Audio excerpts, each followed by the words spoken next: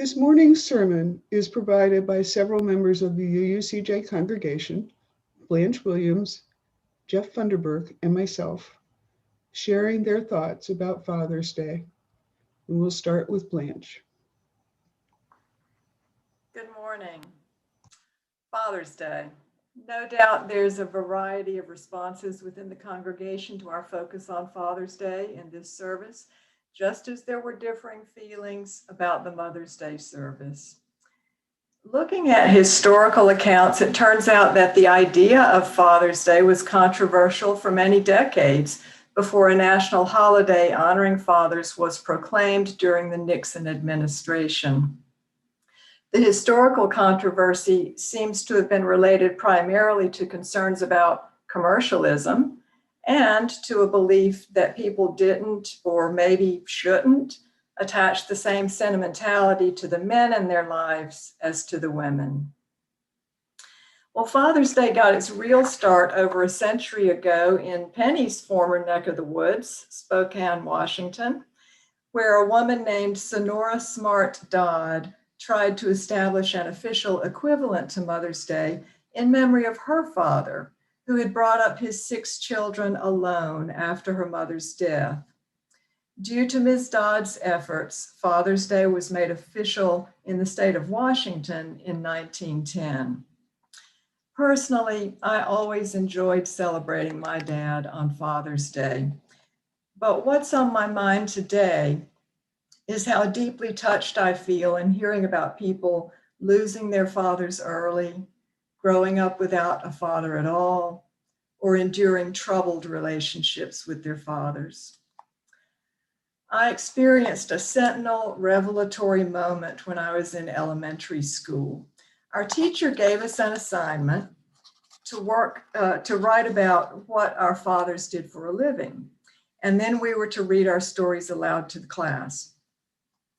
When it was my classmate Carol's turn to read, I heard something that I didn't know how to process. The dad she loved and was proud of was a firefighter who had died in a fire. Still brings tears to my eyes. I had known there wasn't a father in her house, but only now did I see more of the picture. The magnitude of Carol's loss was heartbreaking. In my work as a psychologist, countless people have told me the stories of their lives. Many of them knew their fathers well and loved them unequivocally. But for many others, the story of fatherhood in their lives has been more complicated. For the fortunate among them, there was someone who stood in as something of a father figure. I'd like to pay tribute to some of the mentors and guides I've had the privilege of learning about. Let's call the first father figure Bill Jordan. One summer, Bill met 10-year-old Beth, who often rode her bike around the neighborhood. She was shy, but would wave and sometimes stop to talk while Bill worked in his yard. Now, Beth's dad was a prominent man, admired by many, but at home, he was a bully. He intimidated both Beth and her mom, so Beth never fully felt supported or protected. Over time, she got to know Bill, who listened to her, showed her how to fix her bike, helped her pick out some equipment for her hobbies, later attended her graduation. She could feel his caring and knew she could trust him. When she was 24, Beth was involved in an accident. Her injuries weren't severe, but she was so scared. The first person she called was Bill, because she knew he was always there for her. Kevin had struggled while growing up with his mom, who worked hard at 2 jobs. He recalled the string of men who came into their lives, stayed a while, yelled a lot, and eventually left. Kevin told me, things kept getting worse until Dante Jones came along. He was the closest thing to a dad I ever had. It felt like he really cared, still does. I guess Dante is like a hero to me. Trey's parents proclaimed him to be the perfect child. No one, including his siblings, could measure up. Their unrealistic view of Trey's perfection was stultifying for him. Trey knew he was just human and not perfect, but he couldn't stand the idea of disappointing his parents. So he earned stellar grades, joined activities in which he could excel, and steered clear of pursuits for which he didn't think he had great talent. By the time he went to college, Trey was a nervous wreck. He got a part-time job where his supervisor was Marco DeWitt. Though Marco seemed nice, Trey was afraid, thinking, I've never done this kind of work before, and Marco is going to find out that I'm far from perfect at it. Indeed, Marco did approach Trey with concern that he was hanging back rather than talking to customers with confidence. Marco told Trey, hey, I know you're just learning the ropes. Go out there and get your feet wet. Make a few mistakes so you can learn what not to do. With Marco's coaching, Trey gradually gained confidence and started performing well. Now, several years later, Trey works full-time for the same company and tells me, Marco helped me discover who I am. I feel I owe my life to him. Kim's father abandoned her family when Kim was a toddler. Jess's father lived only a couple of miles away from her, but didn't ever have time for her. Jason's dad was home every night and weekend, but usually drunk and unavailable. Yet what Kim, Jess, and Jason smile about is the support and guidance they received from special people who believed in them. No strings attached. I've heard about so many coaches, teachers, step-parents, best friends' parents, and others who looked some younger person in the eye and said firmly, you can do this. Don't give up. I have faith in you. In many cases, they said it not just once, but over and over again. About these people, I've heard statements such as these. If it hadn't been for Mr. Truman, I don't know how I would have made it through school. It's because of Brad's parents that I didn't get in worse trouble than I've been in. The only person who ever seemed to believe in me was Coach Bill. If fathering means support, reliability, guidance, kindness, honesty, hope, and unconditional positive regard, then it's fitting to lift up these people and others like them on Father's Day. How many young people live without fathers, or with fathers who abuse or neglect them? And how many of those lack surrogate fathers? I challenge all of us, male or female, to provide a fathering or mentoring influence for someone. The world needs it. Well, those are my Father's Day thoughts. And now let's hear from Penny.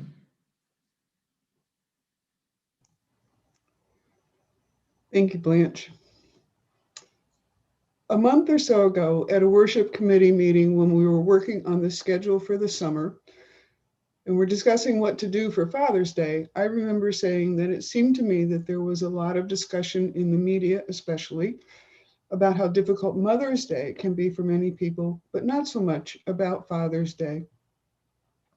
We talked about asking members of the congregation to talk about their own fathers or their own fathering as a way of looking at the different aspects of what it means to have or be a father.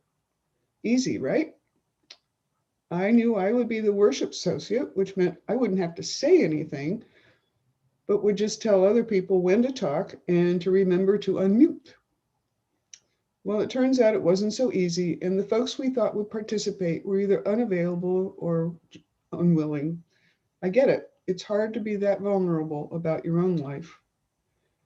In the end, we got no volunteers except the wonderful Blanche Williams, thank you. And Jeff Funkderburk and I, as members of the worship committee, took up the challenge. Speaking other people's words as a worship associate is easy. Speaking my own experience is a little harder. And I'm not very poetic, but here goes. I was one of those incredibly lucky people who grew up in a family with two committed parents, married for 68 years in a comfortable middle-class environment, and I was supported and loved by both of them, even when I wasn't very lovable.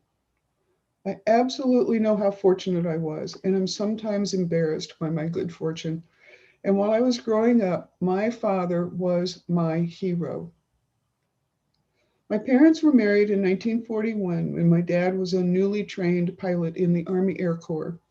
He never flew in combat, but was a stateside pilot instructor during World War II, something I think he always felt somewhat shamed about. After the war, he went to medical school on the GI Bill, graduating in 1949, about 2 weeks after I was born, and joined the Air Force. We moved to Hawaii when I was 5 weeks old, and I grew up as a military brat until he retired from the Air Force in 1968, and then went into private practice as a proctologist for 16 years. So that's the history. I asked my dad once why he joined the military since he wasn't very militaristic. His answer? It was the only way I could get married. She was 19 and he was 21. One of my earliest memories about my dad is going on hospital rounds with him when I was 4 or 5 years old. I'm pretty sure that what I think I remember isn't really the truth, that I walked from room to room with him while he talked to patients, but that truly is how I remember it. And I loved that he held my hand as we walked through the halls, and I felt so proud. At least once, and I know this is true, he snuck me into the newborn nursery so I could see the babies through the windows. This was a time when children under the age of 12 weren't allowed in the hospital at all. That early hospital exposure certainly led to me becoming a physical therapist. My dad was sort of the quintessential mid-century man, and my parents had a completely traditional marriage. My mother never worked, which was her one regret, but she was the epitome of an officer's wife and knew how to entertain, cook great food, and volunteer. My dad knew how to fix things, played golf every weekend, which was how he bonded with my older brother, fixed pancakes on Sunday morning, and was really good at barbecuing. His hospital staff loved him. He went to work at 7:30 in the morning and came home at 5 o'clock, which is a much different life than someone who was in private practice. He sang in the choirs of the Presbyterian churches we attended, served on various church and community committees and boards, and believed strongly in the importance of contributing and supporting your community. He didn't believe in the Jesus myths, and I remember asking him once about that. Why, if he didn't believe that Jesus was the Son of God, did he go to church? His reply was that he believed that churches were integral to maintaining a vibrant and caring community, and he felt it was important to be part of that. Interesting, my older brother went on to become a UU minister. I have been a committed UU for many years, and my younger brother was a delegate to 2 Green Party presidential conventions. My dad was a Reagan and Bush supporter, although he actually voted for Obama in 2008. I asked him once how he managed to raise 3 liberal kids, and his reply, damned if I know. I think it was because he instilled in all of us a sense of how important it is to serve your community and to be fair and decent. He was a truly decent man, not perfect, but a truly good person. Over the past weeks, I have reflected on how difficult it must be to be a good father, to be able to fix things and make Sunday morning pancakes. And at the same time, especially in this day and age, to be sensitive and good with children and be a gourmet cook and a gardener and a lover and play golf and touch football and help with homework and be a wise teacher and cuddler and everything else that goes into being a good father. It must be incredibly difficult. My father died in 2012 after a long, slow descent into dementia, which was incredibly hard to watch. But up until the end, literally, he was gracious, kind, loving, and socially appropriate. 3 days before he died, the director of our local hospice visited with him, and they had a lovely conversation about the patients my father was seeing and the surgery cases he was dealing with. This man went back to the hospice office and told the staff, Harry is doing just fine. And he was. And then he died. I miss him every day. And I'm so grateful that this imperfect, perfect man was my father. And now Jeff will share his story.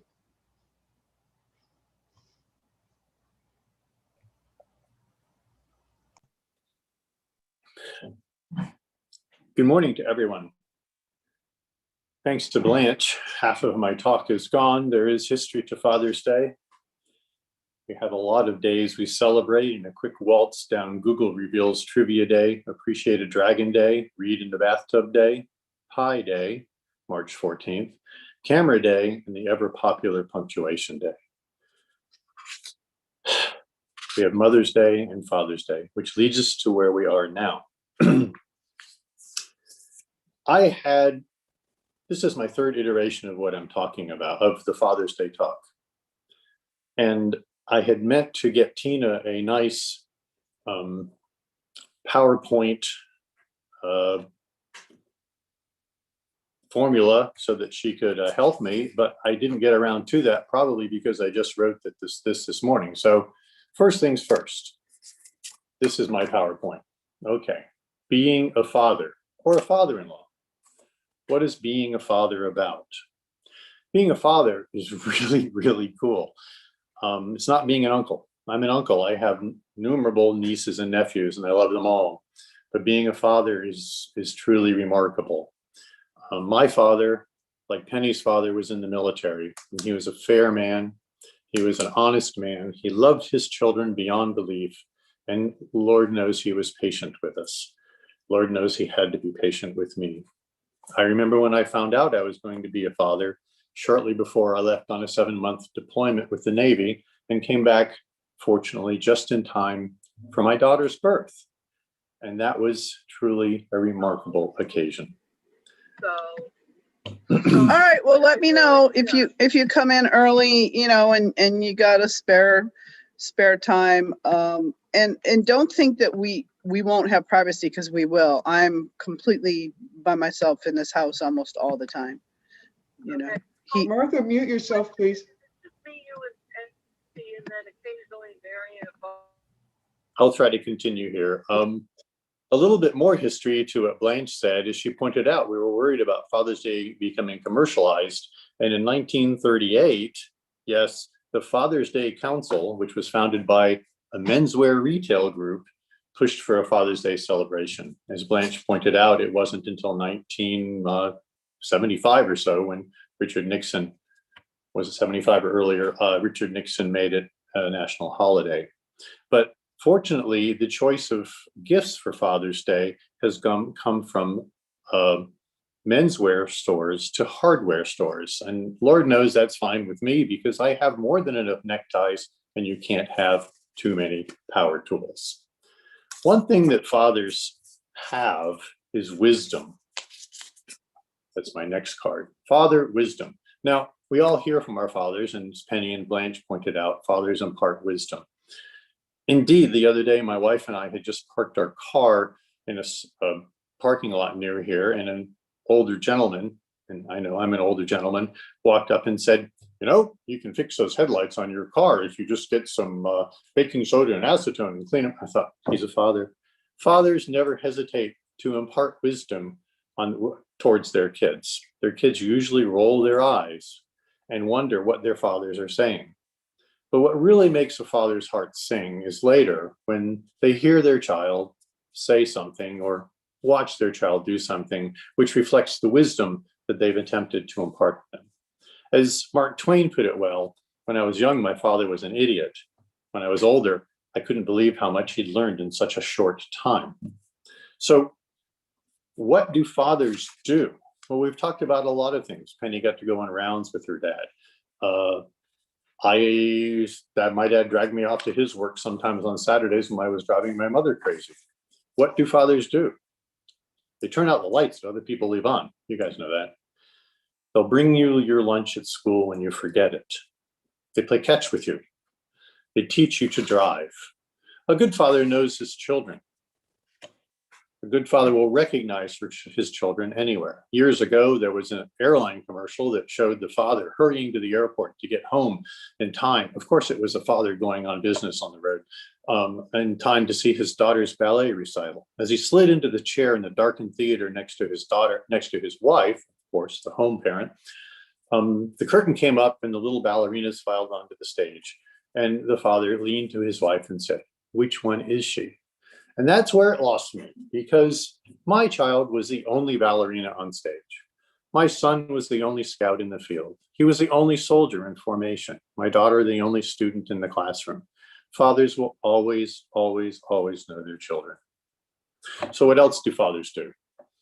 They'll play catch with you, as I said. They teach you to drive. They coach your team. And they answer the phone.